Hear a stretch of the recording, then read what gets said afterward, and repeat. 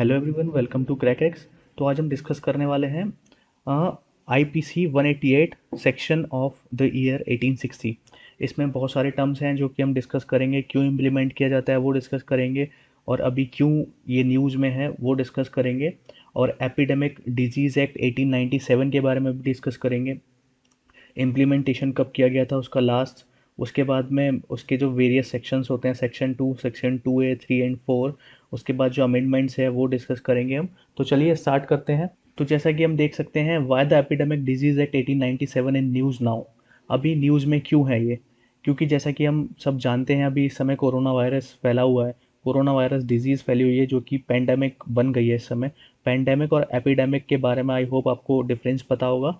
फिर भी मैं एक बार क्लियर कर देता हूँ। एपिडेमिक का मतलब होता है कि एक पर्टिकुलर रीजन में ही वो उसका प्रभाव रहता है या फिर वो अफेक्ट करती है। बट पैंडेमिक वो बहुत बड़े एरिया में डिस्ट्रक्शन फैलाती है, बहुत बड़े एरिया में प्रभाव फैलाती है और बहुत बड़े एरिया में लोगों को इन्फेक्ट करती है, तो उसको पैंडेमिक बोलते हैं। या फिर ऐसे बोल सकते हैं, कोई बीमारी जो कि बहुत ज़्यादा एरिया में फैल गई हो या फिर बहुत सारी कंट्रीज़ में फैल गई हो, उसको हम पैंडेमिक बोलेंगे। और एपिडेमिक एक पर्टिकुलर कंट्री या फिर रीजन में जो फैली हुई होती है उसको ही बोलते हैं। तो जैसा कि हमें पता है कि कोरोना वायरस अभी फैला हुआ है, जिसके चलते कि एपिडेमिक डिजीज एक्ट 1897 का सेक्शन 2 है वो इन्वोक कर दिया गया है, उसके सारे प्रोविजंस को लागू कर दिया गया है, और सारी जो स्टेट्स हैं उनको ये हिदायत दी गई है कि आप ये एक्ट है इसको अपने अपने स्टेट्स में लागू कर लें। अब ये लागू क्यों किया जा रहा है? ताकि हम जो डिजीज़ फैल रही है उसको हम कर्ब कर सकें, उसको हम रोक सकें, उसको कंट्रोल कर सकें अच्छे से। और जो भी इनके लॉकडाउन के रूल्स को, और जो भी इन रूल्स को वायलेट करेगा, तोड़ेगा, फॉलो नहीं करेगा, उसको एपिडेमिक डिजीज एक्ट 1897 की तहत सजा दी जाएगी। और ये लाई करता है section 188 of Indian penal code 1860। आगे चलते हैं। तो एपिडेमिक डिजीज एक्ट 1897 के प्रीवियस इम्प्लीमेंटेशंस जो है उसके बारे में डिस्कस करेंगे। जो प्रीवियस इम्प्लीमेंटेशंस हुए हैं कि कब कब लागू किया गया है, ये अब से पहले। ये जो एक्ट सबसे पहले स्टार्ट हुआ था, जो लगा था, वो लगा था बॉम्बे में। बॉम्बे जो जिसको अभी हम मुंबई के नाम से जानते हैं, जब वहाँ पे प्लेग फैला था तो सबसे फर्स्ट टाइम वहाँ पे लगा था। तो अब याद रखिएगा, सबसे फर्स्ट टाइम जब ये लगा था वो मुंबई में लगा था, एपिडेमिक डिजीज एक्ट 1897। और फिर उसके बाद ये बहुत सारे स्टेट्स में लगाया गया ताकि हम स्वाइन फ्लू, डेंगू, कोलेरा को कंट्रोल कर सकें। तो अब हम देख लेते हैं कुछ रीसेंट टाइम्स जब ये लगाया गया है। In 2009 it was invoked in Pune to combat swine flu. जब 2009 में पुणे में स्वाइन फ्लू का कहर चल रहा था, उस टाइम पे इसको स्टार्ट किया गया था, जारी किया गया था, लगाया गया था। उसके बाद 2015 में डेंगू से बचने के लिए और मलेरिया से बचने के लिए इसको चंडीगढ़ में इम्प्लीमेंट किया गया था। उसके बाद 2018 में इसको कोलेरा से, जब गुजरात में कोलेरा फैला था, उससे बचने के लिए लगाया गया था। और अभी जो रिसेंटली जो लगा है वो है लास्ट वीक में, मार्च 2020 के इसको लगाया गया है ताकि हम कोविड के स्प्रेड को रोक सकें। अब इसका फ़ायदा क्या होता है, इसके बेनिफिट्स क्या होते हैं? ये स्टेट्स को रिस्पॉन्सिबिलिटी दे देता है, एक अथॉरिटी दे देता है कि आप अपने अकॉर्डिंगली अपने स्टेट्स में चेंजेस कर सकते हैं, जिससे कि आप उस पर्टिकुलर डिजीज़ को फैलने से रोक सकें। तो मेनली इसकी जो कंडीशन है वो यही है कि it provides the responsibility and extra authority to the states so that they can curb the situation or to get rid of the particular situation. ठीक है, आगे चलते हैं। अब थोड़ा सा डिस्कस कर लेते हैं एपिडेमिक डिजीज एक्ट 1897 के बारे में। तो इसके जो वेरियस सेक्शंस है उसके बारे में हम डिस्कस करेंगे। तो ये ऑलमोस्ट सबसे छोटा एक्ट है हमारे कॉन्स्टिट्यूशन का। ठीक है, इसमें 4 सेक्शंस है। तो इसमें बताया गया है कि कुछ पावर्स जो है वो तो गवर्नमेंट को ट्रांसफर कर दी जाती हैं, जो कि सेक्शन 2 में बताया गया है। और उसके बाद कुछ पावर जो है वो सेंट्रल गवर्नमेंट के हाथ में रहती हैं, जो कि सेक्शन 2A में मेंशन्ड है, ताकि हम एपिडेमिक को कंट्रोल कर सकें या फिर इसको हम रोक सकें। ठीक है, और सेक्शन 3 में बताया गया है कि क्या पेनल्टी इम्पोज की जाएगी ऑफेंडर्स पे। और सेक्शन 4 में बताया गया है कि जो लोग हेल्प कर रहे हैं इस मुहिम में, इस प्रोटेक्शन में, उनको कैसे सिक्योर रखा जाएगा। ठीक है, चलिए आगे थोड़ा ब्रीफ में डिस्कस करते हैं। सेक्शन 2 सबसे पहले डिस्कस करेंगे, power of state governments to take special measures and prescribe regulations as to dangerous epidemic disease। तो इसमें बताया गया है सेक्शन 2A के फर्स्ट पार्ट में। तो सेक्शन 2 के फर्स्ट पार्ट में ये बताया गया है कि अगर गवर्नमेंट को अपनी ज़रूरत महसूस होती है कि उसको अपने प्रेजेंट कॉन्स्टिट्यूशन में, प्रेजेंट लेजिस्लेचर में कोई भी चेंजेस करने हैं, जिससे कि वो बीमारी, वो एपिडेमिक कंट्रोल कर सकती है, तो वो necessary changes without the permission of central government कर सकती है। तो सेक्शन 2(1) में यही बताया गया है, और वो पब्लिक नोटिस द्वारा ये बता सकते हैं कि these changes we are making and you have to follow it. और सेक्शन 2 के 2 पार्ट में ये बताया गया है कि जो भी इंसान ट्रैवल कर रहा है, गवर्नमेंट के पास पूरी अथॉरिटी है कि वो उसको चेक करे कि वो इन्फेक्टेड तो नहीं है, उसको सेग्रीगेट करे, हॉस्पिटल में एडमिट करे, या फिर उसको टेम्पररी अकोमोडेट करें वो जब तक कि वो ठीक नहीं हो जाता है। और जो ऑफिसर्स उसको चेक कर रहे हैं, उस इन्फेक्टेड पर्सन को, उनको भी चेक किया जाए ताकि वो डिजीज उनसे उन इंस्पेक्टिंग ऑफिसर्स में ट्रांसफर तो नहीं हो गई है। तो ये आप पढ़ लीजिएगा, बाकी जो मैंने हिंदी में आपको एक्सप्लेन कर दिया है। तो आगे चलते हैं section 2A, powers of central government. अब सेक्शन 2A में मैंने बताया कि आपको पावर्स ऑफ सेंट्रल गवर्नमेंट के बारे में बताया गया था।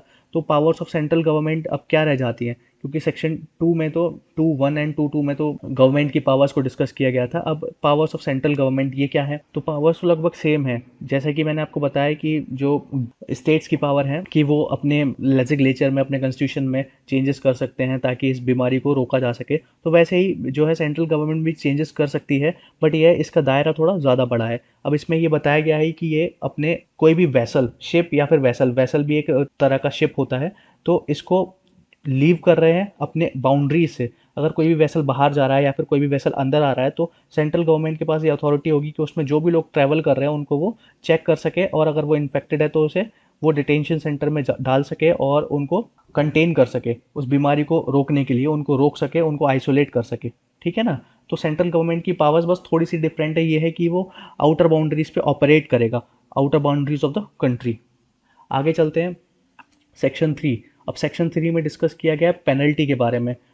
The penalty which will be implied under the act of epidemic disease act 1897। अब इसमें क्या क्या पेनल्टीज लगाई जाएंगी, तो जो पेनल्टीज लगाई जाएंगी वो section 188 of Indian penal code के तहत लगाई जाएंगी, जो भी रूल्स एंड रेगुलेशंस को डिसओबे करेगा या फिर फॉलो नहीं करेगा।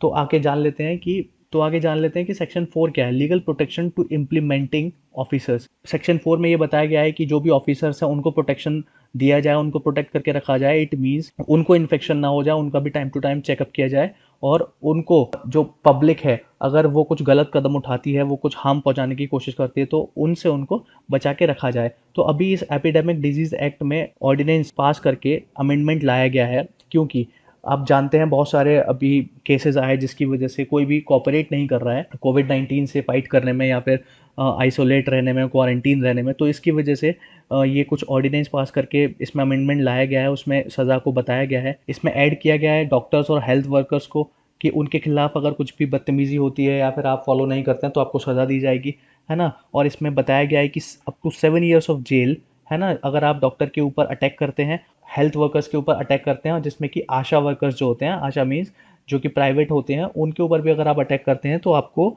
सज़ा मिलेगी। तो offence will be cognisable and non bailable.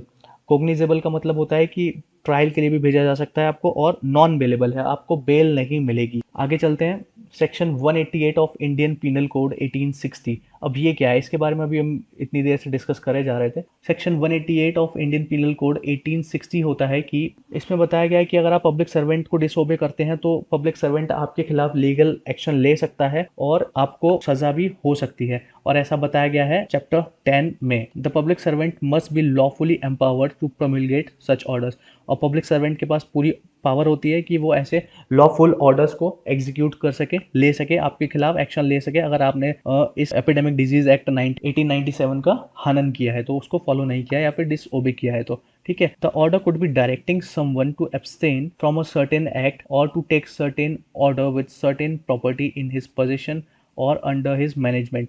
अब इसमें यह भी बताया गया है कि वो आपकी प्रॉपर्टी, अगर उसको लगता है कि आप नहीं मानेंगे तो आपकी प्रॉपर्टी को भी जब्त किया जा सकता है, और ऐसा माना जाएगा कि आपने जानबूझ के डिसओबे किया है, क्योंकि आप भी जानते हैं कि अभी इतना ज़्यादा पेंडेमिक फैला हुआ है, एपिडेमिक फैला हुआ है, तो आपको ऐसा नहीं करना चाहिए और आपको कसूरवार ही माना जाएगा। अब सच डिसओबीडियंस मस्ट हैव कॉज और टेंड टू हैव कॉज। अब इसमें क्या केसेस हैं, देखिए। केस 1 ऑब्स्ट्रक्शन, क्या क्या उसने अगर किया है तो वो सज़ा का हकदार है। ऑब्स्ट्रक्शन, बात ना मानना, इंजरी, किसी को चोट पहुंचाई है, अनोयंस, ऊधम मचाया है या फिर दंगा फसाद किया है, risk to take any person lawfully employed, और किसी भी एम्प्लॉयड पर्सन पे या फिर पब्लिक सर्वेंट पे बदतमीजी की है उसके साथ।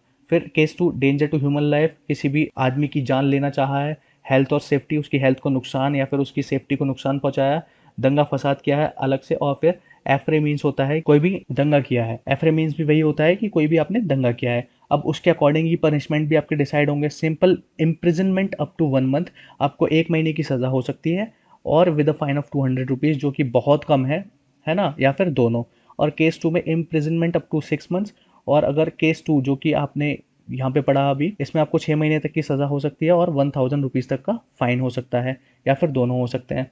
According to the first schedule of criminal procedure code, CRPC बोलते हैं इसको, क्रिमिनल प्रोसीजर कोड को, 1973, both offences are cognizable, bailable and triable by any magistrate. अब इसमें तो आपको बेल मिल सकती है, पर ट्रायल के लिए भी भेजा जा सकता है, ठीक है, किसी भी मजिस्ट्रेट द्वारा। आगे चलते हैं। Circumstances under which section 188 IPC is invoked normally, कब कब 188 आईपीसी को लगाया जाता है या फिर लागू किया जाता है, ठीक है।